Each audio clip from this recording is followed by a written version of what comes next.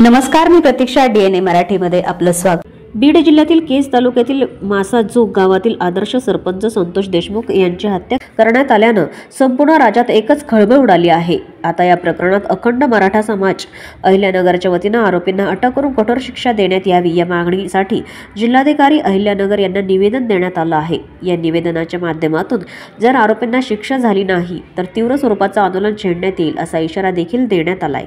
या निवेदनात म्हटलं आहे की मासाजोग तालुका केज जिल्हा बीडचे आदर्श सरपंच संतोष देशमुख यांचा दिवसाढवळ्या अपहरण करून अतिशय निर्दयीपणे त्यांचे डोळे काढून खून करून त्यांचा मृतदेह रस्त्यावर फेकून देण्यात आलेला आहे. या प्रकरणात आम्ही मागण्या करतो की संतोष देशमुख यांचे अपहरण करून खून करणाऱ्या सर्व आरोपींना तात्काळ अटक करावी. तसेच आरोपींना राजकीय वरदहस्त देणाऱ्यांना व केजच्या पोलीस निरीक्षकांचे निलंबन करून त्यांचा सह आरोपी करावं. हे प्रकरण CIDकडे हस्तांतरित करून फास्ट ट्रॅक कोर्टात चालवावं आणि घटनेचे प्रत्यक्ष साक्षीदार श्री शिवराज देशमुख व महेश संतोष देशमुख यांच्या कुटुंबियांना पोलिसांनी संरक्षण देऊन पुनर्वसन करावं. मुसाखेड तालुका केज जिल्हा बीड येथील आदर्श सरपंच संतोष देशमुख यांची 2-3 दिवसापूर्वी निर्घुणपणे अतिशय निंदनीय अशी हत्या करण्यात आलेली आहे. या हत्येमागं राजकीय वरदहस्त असणारे किंवा आरोपींना पाठीशी घालणाऱ्यांना सहआरोपी करून तात्काळ अटक करावी. गुन्हा दाखल करून घेण्यास टाळाटाळ करणाऱ्या पोलीस निरीक्षकाचंही देखील निलंबन करून त्यांनाही देखील सहआरोपी करावं.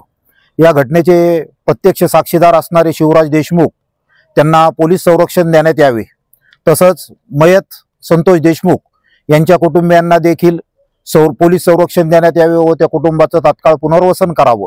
आणि या घटनेचं एक निष्पक्षपातीपणाने CID मार्फत चौकशी करून हा खटला फास्ट ट्रॅक कोर्टात चालवण्यात यावा अशा पद्धतीचं मागण्याचं निवेदन आज आम्ही अहिल्यानगर अखंड मराठा समाजाच्या वतीने इथे जिल्हाधिकाऱ्यांना दिलेलं आहे.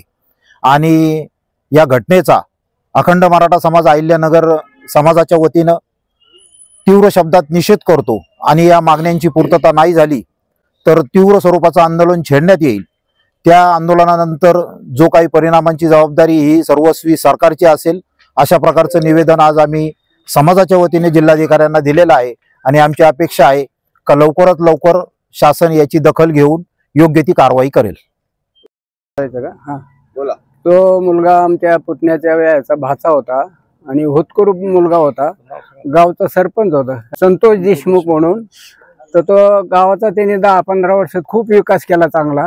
त्यांच्या गावात हे होतं यांचं पवन चक्क्याचं काम चालू होतं. तिथं ऑफिसमध्ये हे लोक खंडणी मागायला गेले आणि मग त्या शिपाईने वगैरे त्यांना बोलून आणलं सरपंचाला. थोडीशी बाचाबाची झाली. तिथं बाचाबाची झाल्यानंतर मग ते अधिकाऱ्याने केस केली त्यांच्यावर खंडणीची आणि ते गेले जेलमध्ये. आणि सुटून आल्यावर दुसऱ्याच दिवशी हे केलं, त्यांनी गाडीतून उतरून घेतलं. आधी त्यांच्या गाडीतून त्याच्याबरोबर त्यांचा नातेवाईक होता आणि उतरून घेतल्यानंतर त्या नातेवाईकाला दिलं सोडून आणि लांब नेऊन त्याचा काटा काढला आणि दुसऱ्याच्या लोकांचे नावं घातली. त्याच्यात फिर्यादीमध्ये कोणी संबंध नव्हता त्यांचे नावं दिली घालून पोलिसांनी. प्रतिनिधी मुद्दजीर शेख, DNA मराठी, अहमदनगर.